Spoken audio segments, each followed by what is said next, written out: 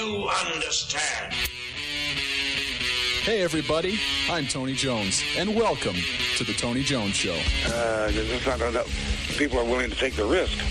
It's sort of a herd mentality, a lemming-like mentality. If you don't go with the flow, you're anti-American and therefore a suspect. The Tony Jones Show, featuring punk, rockabilly, psychobilly, and Providence, Rhode Island's finest, starts right now. He's a dangerous militia member, I hear. Oh, and there she blows.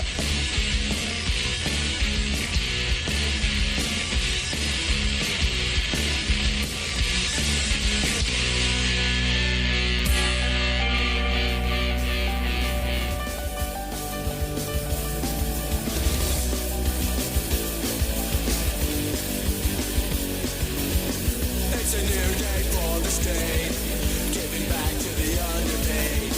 Time to stop an endless war, break down the White House doors. It's a new day for the poor, give them back what they're fighting for.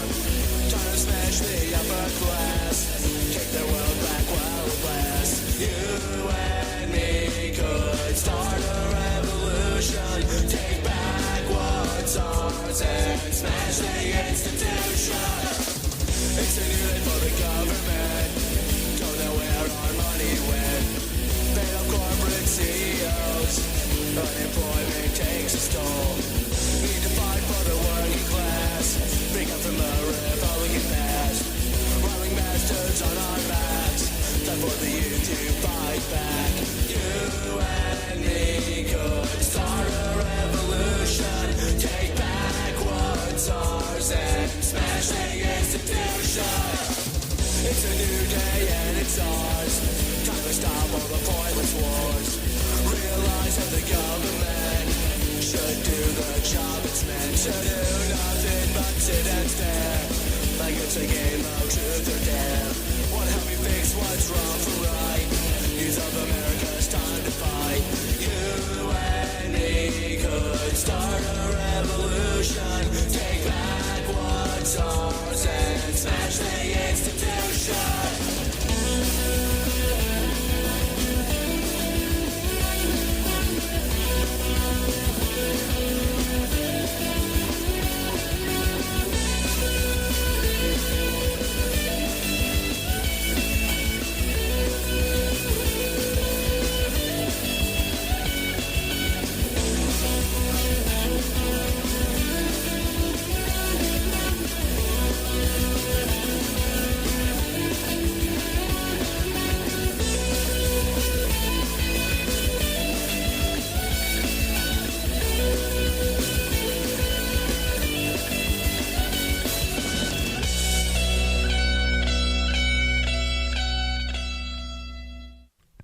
It's great to have you back in the fold here on the Tony Jones Show. Of course, we're online at TonyJones.org.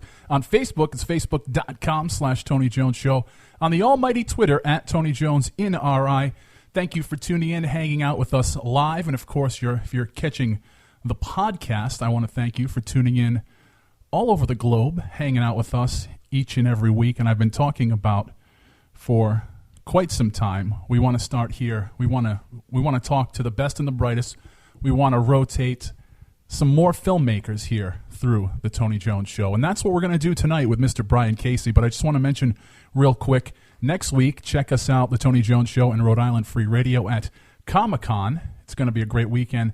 And we're also going to be out on Friday night supporting Gothorama. And if you can imagine what Gothorama is, it is exactly what it sounds like it is. It's the Rhode Island Dark Music Festival. That's happening Friday night down at Firehouse 13. And George, I've mentioned it on the show before. If you haven't been to Firehouse 13 in a while, go down there and check it up. They're gussying the place up. It's you can't say it's a completely different place because they've kept the good and they've tossed out the bad. Exactly. Yeah. And if you're nervous about the neighborhood, they have, and this is great to see for folks like us that go out a lot, they have people in the parking lots.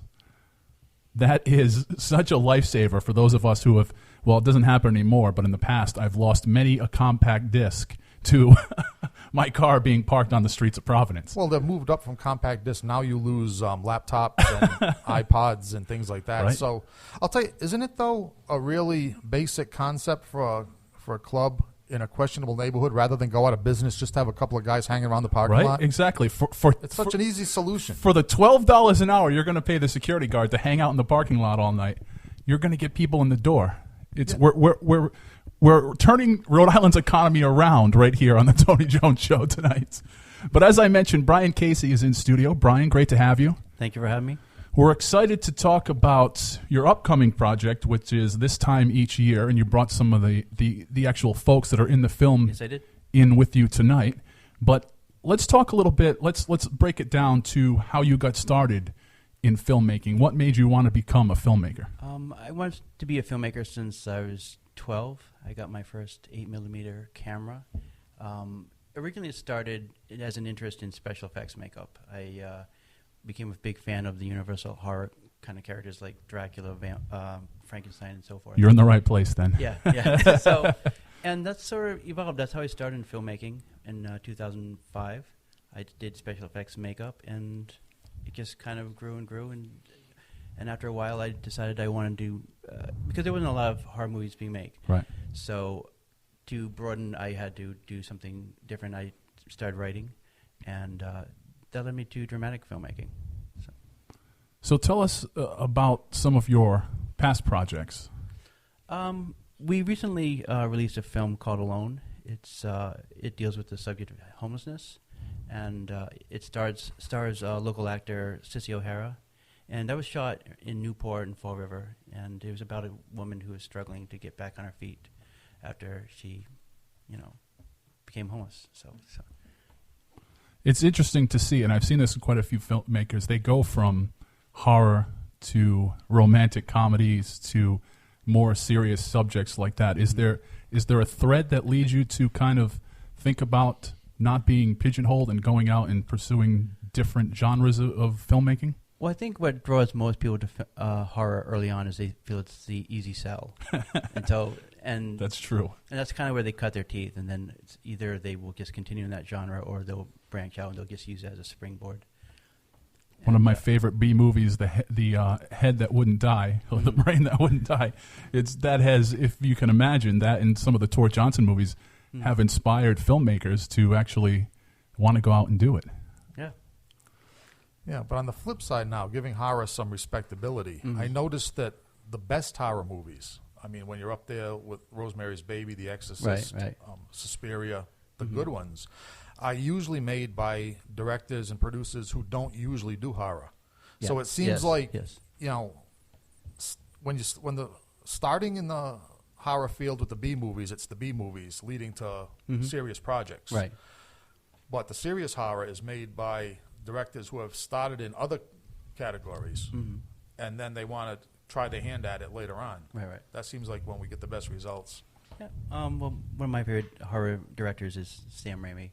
One of the films that got me into doing makeup was The Evil Dead. Nice. And he went from the horror movies into doing mainstream. He got Spider-Man, and that's now what he's more known for. But Right. he's Right, but that's the B movie track. Although calling Evil Dead, I would quibble sometimes with calling the original Evil Dead a B movie, because that, I mean, yes, the production standards were low, but that's an effective movie. That's one of the few movies that ever, as an adult, it put me under the couch.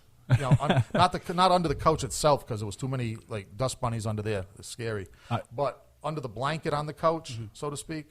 I always thought that if I were to open a bakery, being as a horror movie fan, it would be called I'll Swallow Your Scone.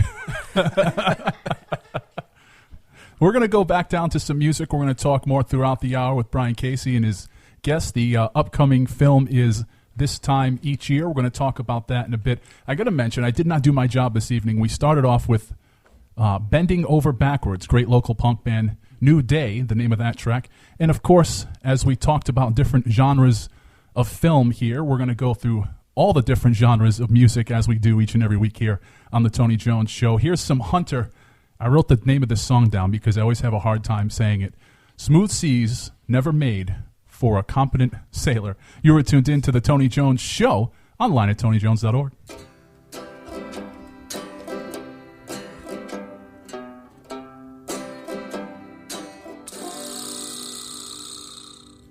One, two, 1, 2, 3, 4.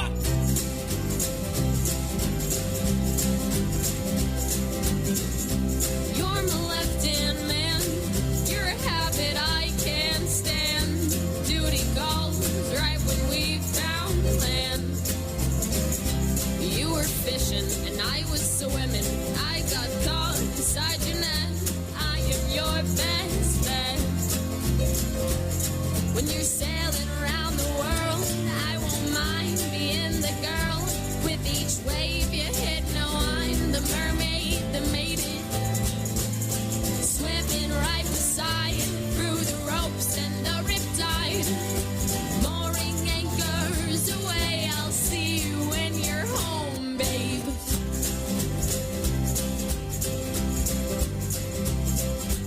Currents brought us together through all the stormy weather. We see the same skies over us, the sun it flies. The waves don't crash as hard, and the breaks of them don't sparkle. And I hope you catch my tail everywhere that you may sail. When you're sailing around the world, I won't mind being the girl. With each wave you hit, no, I'm the mermaid that made it. Swimming right beside, through the ropes and the riptide. Mooring anchors away, I'll see you when you're home, babe.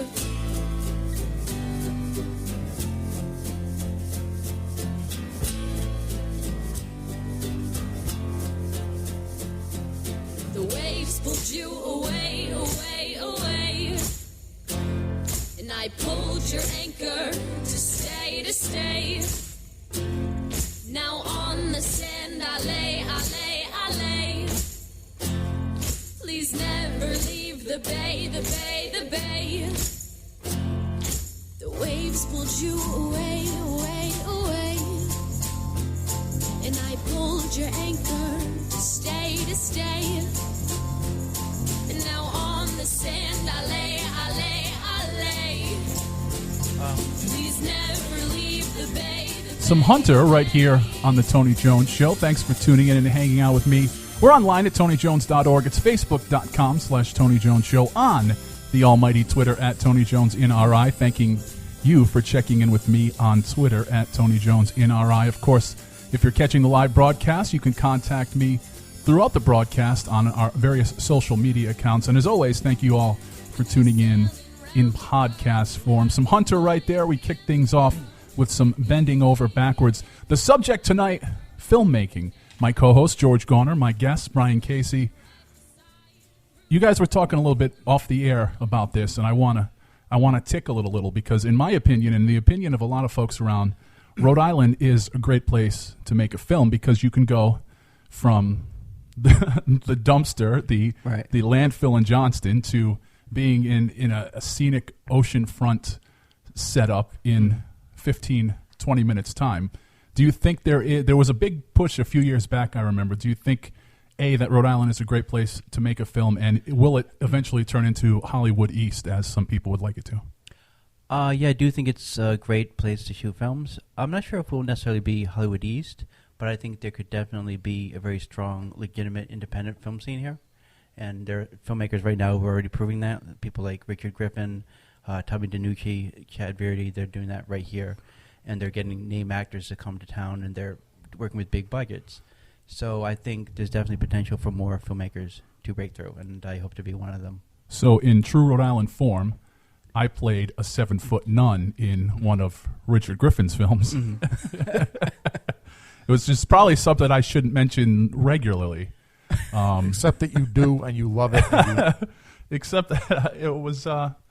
we talk about the different support services that go into, even independent and then mid-budget films. So this was a mid-budget film, and so I was playing a nun, and to make my habit, we used some curtains.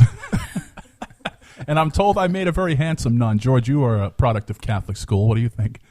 I think without your habit, you're a more handsome nun than some of the nuns that I ran into in Catholic school. I'll tell you. So let's bring some of your guests in on the conversation. Okay. Maureen and Noah are behind the mic here, and